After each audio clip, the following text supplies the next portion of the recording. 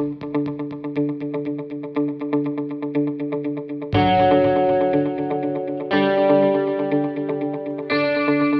and welcome to the second pharmacy episode on the Lasing Healthcare podcast. My name is Dr. Ashley Bancy, and today we have Mr. Colin Whaley as our guest who will be discussing how pharmacists, physicians, and patients communicate with each other, what problems exist with this, and a potential solution for it.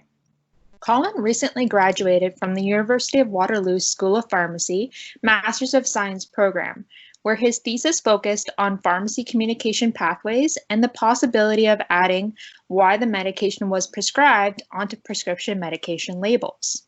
Colin has been involved with an initiative called NTech that he co-founded for the last 5 years, where volunteers help older adults use technology. Finally, Colin will be starting medical school at McMaster University in the fall and will make a wonderful future physician. Welcome, Colin. Thank you very much. I'm very excited to be here today.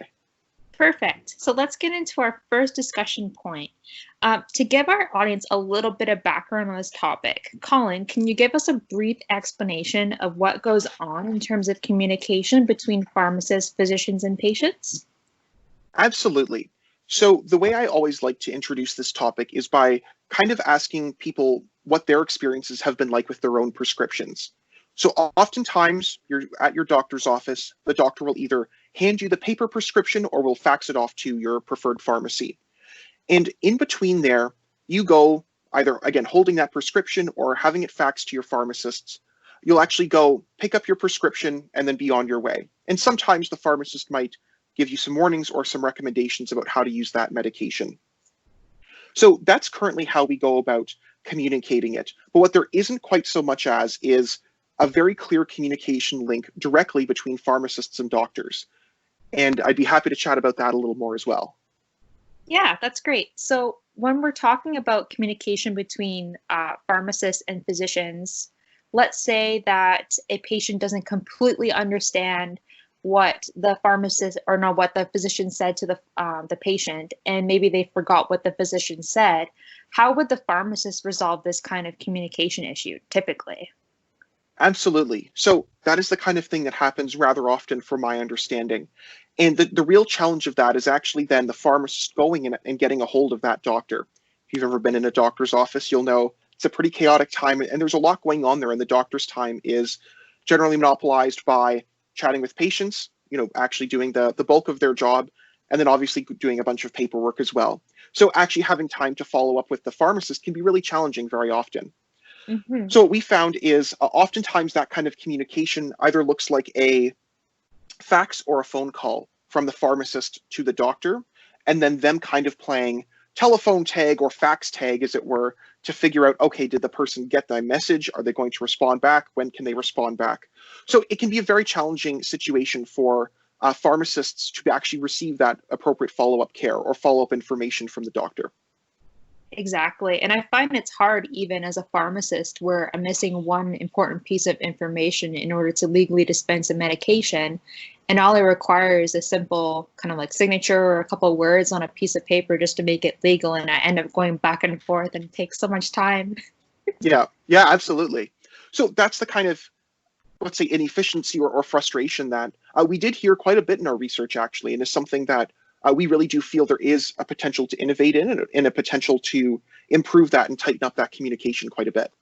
Sure. And can you describe for the audience what this reason for use is and how it could be implemented to benefit communication pathways? For sure. So reason for use is just why a medication or a prescription was prescribed. So if you think about it, you take every medication for a reason, whether that be to treat high blood pressure or diabetes or something like that. So it's that information. What is this drug actually treating? Why are you actually using it? And we've thought of and investigated 2 separate places where we could list this information that would be really beneficial and valuable, we think, for this healthcare communication overall. So the first channel would be from on the actual prescription itself that is sent or kind of delivered from doctors to pharmacists. And the second would be actually on the medication label that the pharmacist dispenses and gives to the patient. So there are 2 separate kind of pathways or ways where we envision that could be a really useful and very possible way of communicating this information. both of which, of course, kind of come with their benefits and their downsides as well. Perfect. And so when we're looking at something like this, we're looking at a prescription, for example, for blood pressure medication. And on the prescription, it might say something like for hypertension. And you're saying that something like this would even reduce the amount of faxes that doctors and pharmacists get. Is this what you're saying? Yes, absolutely. So sometimes, again, kind of to your anecdote from earlier, there's one piece of information that's missing. You're not clear about something in order to be able to give the patient the best care possible. It can be really challenging in order to kind of track down that last bit of information. So what we see is that actually adding this reason for use information can present that additional piece of information and could potentially actually reduce the number of follow-ups and phone calls that are kind of bounced between the pharmacists and the doctors. Perfect. And so when you were interviewing patients, pharmacists, and physicians, what were their general feelings about adding this reason for use onto prescriptions or faxes? For sure. So in general, most folks honestly said, this makes a lot of sense. We can really see the value of this. And that was pretty universal between all three groups. All three groups also did note some potential frustrations or I guess potential issues or problems that could come up as well. And a lot of these were around information privacy, which makes a lot of sense, right?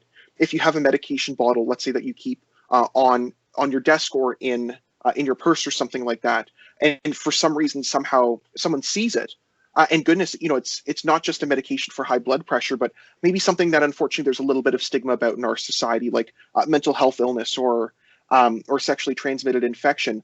All of a sudden, that can be a really big privacy concern. So that was really one of the pieces of information that was universally kind of was a concern that was brought up, but was not kind of brought up as, I think this might make this not valuable or infeasible. Just how can we go about addressing this in a way that will respect patients and respect patient privacy, but will also ensure that patients have access to as much information as possible to help them manage their medications.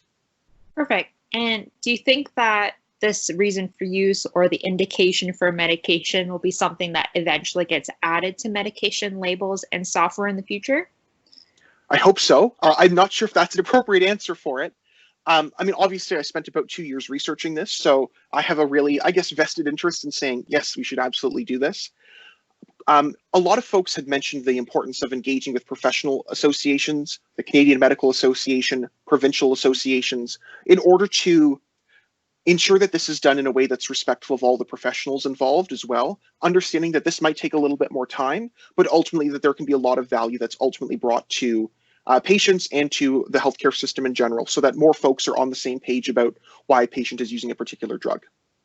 Perfect. So that's all the time we have for now. Thank you, Colin, for teaching us all about how pharmacists, physicians, and patients communicate and a potential solution for the main communication problems that occur.